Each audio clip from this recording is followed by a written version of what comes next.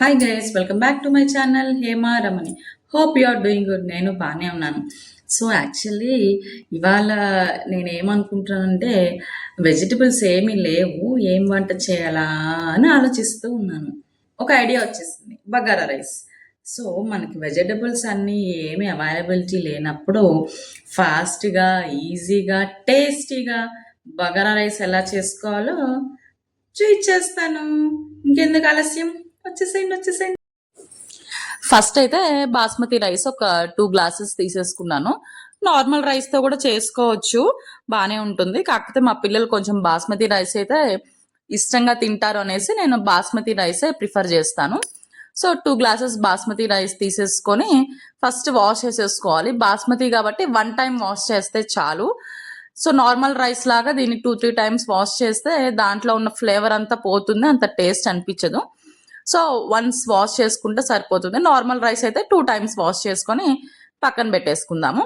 At least ఇట్లా ఒక 10-15 minutes before మనం ఇట్లా నానబెట్టుకుంటే మనకి రైస్ అనేది మంచిగా ఉడుకుతుంది, పలుగ్గా లేకుండా, మెత్తగా లేకుండా తినడానికి హాయిగా అనిపిస్తుంది. 2 గ్లాసెస్ రైస్ కాబట్టి నేను ఇక్కడ 4 గ్లాసెస్ వాటర్ వేసుకున్నాను. ఎందుకంటే పిల్లలకి మెత్తగా ఉంటే బాగుంటుంది అనేసి నేను వాటర్ కొంచెం ఎక్కువే వేసుకున్నాను. కొంచెం పలుగ్గా కావాలి, బిర్యానీలాగా కావాలి అంటే 3 గ్లాసెస్ వేసుకున్నా సరిపోతుంది. నెక్స్ట్ ఏంటంటే వెల్లుల్లి మనం చక్కగా పీల్ తీసి పెట్టేసుకుందాము. మీకు కనుక అల్లం వెల్లుల్లి పేస్ట్ అలవాటు ఉండి అల్లం వెల్లుల్లి పేస్ట్ వేసుకోవాలి అనుకుంటే అల్లం వెల్లుల్లి పేస్ట్ కూడా వేసుకోవచ్చు. కానీ అల్లం లేకుండా ఓన్లీ ఇట్లా వెల్లుల్లే మంచిగా పీల్ తీసి చిన్న చిన్న పీసెస్ కట్ చేసి వేసుకుంటే ఈ టేస్ట్ డిఫరెంట్ ఉంటుంది, ఘాటుగా లేకుండా ఉంటుంది. సో ఫస్ట్ మనం ఇంగ్రీడియంట్స్ అయితే చూసేద్దాము. మనకి ఆనియన్స్ అయితే మంచిగా కట్ చేసి ఆనియన్స్ పక్కన పెట్టేసుకుందాము. అలానే పచ్చిమిర్చి కూడా స్లైసెస్ చేసుకొని సైడ్ పెట్టేసుకుందాము. పొటాటోస్ ఏంటంటే మనం చక్కగా పీల్ తీసేసి ఒక చిన్న చిన్న పీసెస్, మరీ చిన్నగా వద్దు, ఒక మాదిరిగా తీసి పెట్టుకుంటే సరిపోతుంది. సరిపోయినంత సాల్ట్. ఇందాక చూసారు కదా మీరు, వెల్లుల్లి పీల్ తీసింది అట్లా చిన్న చిన్న పీసెస్గా కట్ చేసి పెట్టేసుకున్నాను. అలానే షాజీరా కొంచెం సోంపు, బిర్యానీ ఆకు ఉంటే ఒక బిర్యానీ ఆకు, అలానే మీకు ఇంట్లో లవంగ్, ఇంకా దాల్చిన చెక్క, అవన్నీ ఉంటాయి కదా స్పైసెస్, అవన్నీ కూడా అదొకటి వేసుకున్నా బాగుంటుంది. ధనియాల పౌడర్ కొంచెం, జీరా పౌడర్, ధనియాల పౌడర్ మిక్స్ ఉంటుంది కదా, ఆ మిక్స్ కొంచెం తీసుకుంటే సరిపోతుంది. అలానే రైస్ మనం ఇందాకే నానబెట్టి పక్కన పెట్టుకున్నాం కదా. సో ఇప్పుడు ప్రాసెస్లోకి వెళ్ళిపోదాము. యాజ్ యూజువల్ ప్యాన్ పెట్టేసుకొని స్టవ్ ఆన్ చేసేసుకున్నాము. సో ఆ వాటర్ కొంచెం నేను వాష్ చేశాను కాబట్టి వాటర్ ఉంది, ఆ వాటర్ అంతా ఎవాపరేట్ అయ్యే వరకు మనం వెయిట్ చేద్దాము.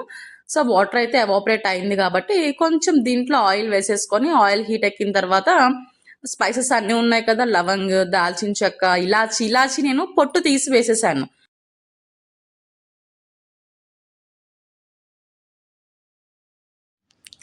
సోంపు తీసుకున్నాం కదా, ఒక 1 టీ స్పూన్ సోంపు. ఆ సోంపు కూడా మనం ఈ స్పైసెస్ దాంట్లో వేసేసుకుందాము.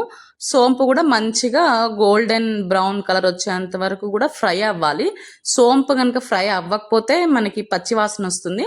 అలానే వెల్లుల్లి మంచిగా పీసెస్ చేసి పెట్టుకున్నాం కదా, వెల్లుల్లి కూడా మనం ఈ మిక్చర్లో వేసేసుకొని మంచిగా దాన్ని వేయించుకోవాలి.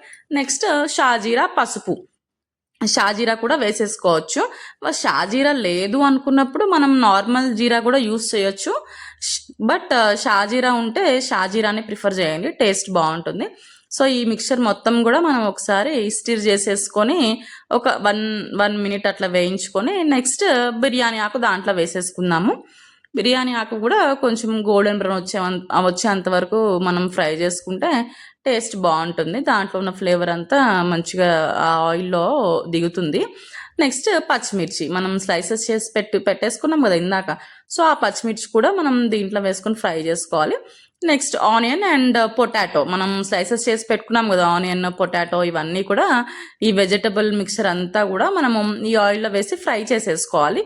మీ దగ్గర క్యారెట్ కానీ లేకపోతే టొమాటో ఆర్ ఇంకేమన్నా వెజిటబుల్స్ ఉంటే you can use that vegetables also. But నా వరకు అయితే ఇది సరిపోతుంది అనేసి అనిపించింది. సో ఇవన్నీ కలిపి చక్కగా కొంచెం సేపు ఫ్రై చేయాలి. అట్లీస్ట్ 1-2 మినిట్స్ కొంచెం లైట్ బ్రౌన్ వచ్చేంత వరకు ఫ్రై చేసుకోవాలి. మనము ఫ్రై చేసుకున్న తర్వాత మనం ఆల్రెడీ ఇందాక తీసి పెట్టుకున్నాం కదా ధనియాల పౌడర్ కొంచెము జీరా పౌడర్ కొంచెం ఆల్రెడీ తీసి పెట్టుకున్నాం కదా, ఆ మిక్చర్ని కూడా మనం దీంట్లో వేసేసుకొని ఒకసారి స్టిర్ చేసేసుకోవాలి. తర్వాత మనకి తెలిసిపోతుంది వెజిటబుల్స్ కానీ లేకపోతే ఆ మసాలాస్ అన్ని ఫ్రై అయినాయా లేదా అని స్మెల్ బట్టి మనకి తెలిసిపోతుంది. సో మనకి ఫ్రై అయినట్టు అనిపిస్తే వాటర్ ఉంది కదా, మనం బియ్యంలో ఉన్న వాటర్, ఆ వాటర్ మనము దీంట్లో వేసేసుకొని ఒకసారి తిప్పేసుకోవాలి. చూసారా ఎంత బాగుందో కలర్ఫుల్గా, చక్కగా ఆ వెల్లుల్లి చూడండి చక్కగా ఫ్రై అయిపోయింది. అలా ఫ్రై అయితేనే టేస్టీగా అనిపిస్తుంది. వెజిటబుల్స్ కూడా పచ్చిమిర్చి కానీ ఆనియన్ కానీ మంచిగా ఫ్రై అయినట్టు మనకి కనిపిస్తుంది. దీని తర్వాత మనం ఏం చేయాలంటే కొంచెం సాల్ట్ వేసుకుందాం. సాల్ట్ వేసుకున్నాక ఒకసారి మళ్ళీ స్టిర్ చేసేసుకుందాము. నెక్స్ట్ ఏంటంటే మనము ఇందాక రైస్ తీసి పెట్టుకున్నాం కదా పక్కన, వాటర్ ఆల్రెడీ వేసేసుకున్నాము. రైస్ని కూడా మంచిగా చేత్తో తీసేసుకొని ఈ మిక్చర్లో రైస్ వేసేసుకుందాము. రైస్ వేసుకునేటప్పుడు చాలా జాగ్రత్తగా ఉండాలి, అది చింది మీద పడుతుంది. చాలా చిన్నగా వేసుకోవాలి రైస్ వేసుకునేటప్పుడు. రైస్ మొత్తం మనం వేసేసుకున్న తర్వాత రైస్ని కూడా ఒకసారి మంచిగా తిప్పేసుకోవాలి. ఒకసారి స్టిర్ చేసుకున్న తర్వాత సాల్ట్ ఇప్పుడు ఒకసారి చూసుకోవడం బెస్ట్. ఎందుకంటే రైస్ వేసినాక సాల్ట్ అనేది సరిపోతుందా లేదా అని మనకు తెలుస్తుంది. సో దీని ప్రకారంగా మనం ఇప్పుడు కొంచెం సాల్ట్ యాడ్ చేసుకుంటే సరిపోతుంది. ఎందుకంటే మనకి రైస్ వేసినప్పుడు సాల్ట్ కంటెంట్ డిఫరెంట్ ఉంటుంది, రైస్ వేయకముందు సాల్ట్ కంటెంట్ డిఫరెంట్ ఉంటుంది. కాబట్టి మనం రైస్ వేసినాక కూడా ఒకసారి సాల్ట్ చూసుకుంటే కరెక్ట్గా ఉంటుంది అనేసి నా ఫీలింగ్. సో నాకైతే సాల్ట్ సరిపోయింది. ఇప్పుడు మనం ఏం చేయాలంటే కుక్కర్ పైన మూత పెట్టేసి నేనైతే 4 విజిల్స్ పెట్టుకుంటాను. మామూలుగా అయితే అందరికి 3 విజిల్స్ సరిపోతుంది, మంచిగా పలుకు పలుగ్గా వస్తుంది, తినడానికి బాగుంటుంది. నాకైతే పిల్లలు ఉన్నారు కాబట్టి నాకు కంపల్సరీగా 4 విజిల్స్ అయితే కంపల్సరీ కావాల్సిందే. ఎప్పుడైనా 3 విజిల్స్ పెడితే పిల్లలు సరిగ్గా తినరు. సో అప్పటి నుండి నేను కంపల్సరీగా 4 విజిల్స్ పెడుతున్నాను. మీకు కావాలి అనుకుంటే మీరు 3 విజిల్స్ పెట్టుకున్నా సరిపోతుంది.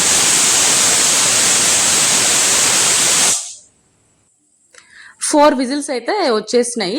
సో విజిల్ వచ్చినాక అట్లీస్ట్ ఒక 10 మినిట్స్ మనం మూత తీయకూడదు. 10 మినిట్స్ తర్వాత చూసారా మూత ఓపెన్ చేస్తే ఎంత మంచిగా ఉన్నదో, చూడటానికి చూడండి ఎంత బాగుందో.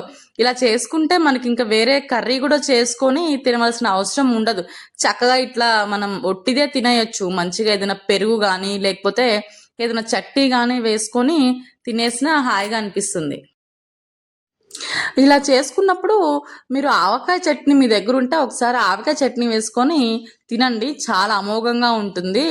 ఆవకాయ బిర్యానీ అంటారు చూసారా, సేమ్ ఆవకాయ బిర్యానీ అనుకోండి. ఇంకా టేస్ట్లో డిఫరెన్స్ ఏం ఉండదు.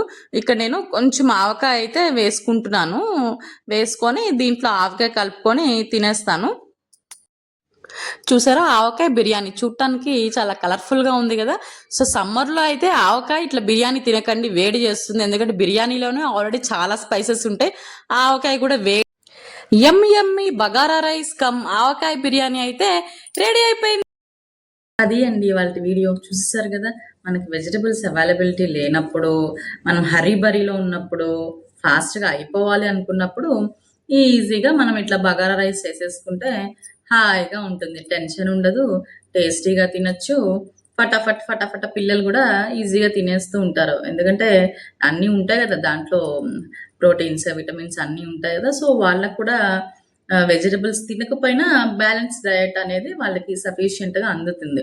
సో మీరు కూడా ఇలానే సేమ్ ఇట్లానే బగారా రైస్ టేస్ట్ చేసి ఎలా ఉందో చేయండి. Thank you so much, love you, bye. Last but not least, please like, share and subscribe to Hema Ramani YouTube channel. Thank you so much for watching.